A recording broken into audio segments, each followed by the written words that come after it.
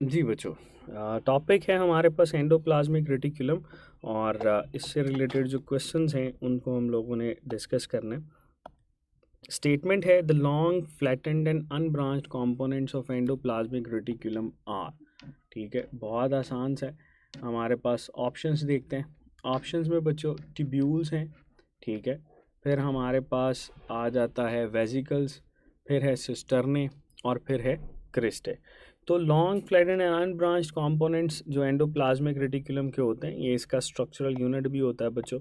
और ना तो ये ट्यूब्यूल्स हैं, ना ये वेसिकल्स हैं, ना ये क्रिस्टे हैं, दे आर सिस्टर्ने। अक्सर बच्चे सिस्टर्ने और क्रिस्टे को जो है ना मिक्स कर देते हैं। ये जो क्रिस्टे है बेटे, ये हम लोग माइटोकॉन्ड्रिया के साथ एसोसिएट करेंगे। जब माइटोकॉन्ड्रिया आप लोग पढ़ोगे तो उस माइटोकॉन्ड्रिया में जो है वो हम लोग इसको डील कर रहे होते हैं, ठीक है जी। जबकि सिस्टर्ने जो है एंडोप्लाज्मिक रेटिकुलम, गोल्जी अपरेटस, इसके साथ हम लोग मेंशन करते हैं। नेक्स्ट स्टेटमेंट है which of the following structures is an ergastoplasm. तो अर्गेस्टोप्लाज्म जो है वो हम लोग किसको बोल रहे होते हैं? तो बेटे बहुत आसान से, कल भी मैंने बताया था। क्या ये सार्कोप्लाज्मिक रेटिकुलम है? नहीं, सार्कोप्लाज्मिक रेटिकुलम जो है ये हमारे पास स्मूथ एंडोप्लाज्मिक रेटिकुलम को ही बोलते हैं। क्या ये नीजल्स बॉडी हैं? बिल्कुल बेटे, नीजल्स बॉडी जो है ये हमारे पास रफ एंडोप्लाज्मिक रेटिकुलम है और यही बच्चों अर्गेस्टोप्लाज्म जो है वो लेबल की जाती हैं, ठीक है।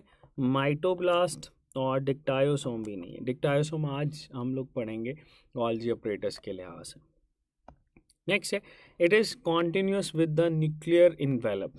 ऑप्शन ए है गोल्जी अपरेटस, फिर है स्मूथ एंडोप्लाज्मिक रेटिकुलम, फिर है रफ एंडोप्लाज्मिक रेटिकुलम और फिर है प्लाज्मा मेम्ब्रेन। तो बेटे बहुत सिंपल से हम लोगों ने पढ़ा था कि न्यूक्लियर इन्वेलप जो होता है, इस न्यूक्लियर इन्वेलप से रफ एंडोप्लाज्मिक रेटिकुलम डेवलप करता है, इससे फिर स्मूथ एंडोप्लाज्मिक रेटिकुलम डेवलप करता है, देन गोल्जी अपरेटस आ जाता है। अब स्टेटमेंट ये कह रही है कॉन्टिन्यूस विद न्यूक्लियर इन्वेलप, तो क्या ये गोल्जी अपरेटस है? नहीं। क्या ये बच्चों स्मूथ एंडोप्लाज्मिक रेटिकुलम है? नहीं, ये होगा रफ एंडोप्लाज्मिक रेटिकुलम, ठीक है, और ना ही ये प्लाज्मा मेम्ब्रेन है। तो आंसर लगाएंगे चार्ली।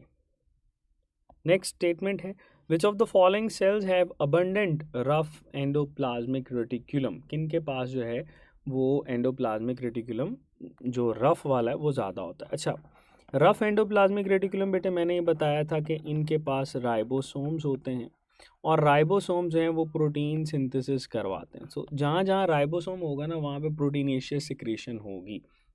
देख लेते हैं। ऑप्शन ए है लीवर सेल, फिर है कार्डियक सेल्स, फिर है गोबलेट सेल्स, फिर है मसल सेल्स।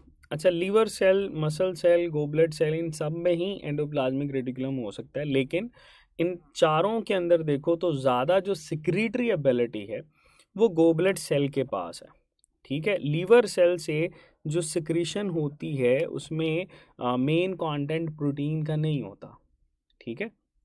हाँ, ये मैंने ज़रूर आपके साथ डिस्कस किया था कि लीवर सेल्स में आरईआर रिलेटिवली ज़्यादा होते हैं, बट जब हम लोग लीवर सेल और गोबलेट सेल को कंपेयर करेंगे तो आंसर हमारे पास गोबलेट सेल्स होगा, ठीक है। जबकि लीवर सेल, कार्डियक सेल्स और मसल सेल्स जो हैं इनको हम लोग एलिमिनेट करेंगे। नेक्स्ट स्टेटमेंट है smooth endoplasmic reticulum is mainly composed of. तो स्मूथ एंडोप्लाज्मिक रेटिकुलम भाई किससे मिलकर बना होता है? होते तो इसमें सिस्टर्ने ही हैं, ठीक है, लेकिन जब हम लोग मेनली की बात करते हैं तो सिस्टर्ने की जो मॉडिफाइड फॉर्म है उसको हम लोग डील करते हैं। और ये मैंने आपको बताया था कि बेटे इसमें सिस्टर्ने की जो मॉडिफाइड फॉर्म होती है दैट इज टिब्यूल्स।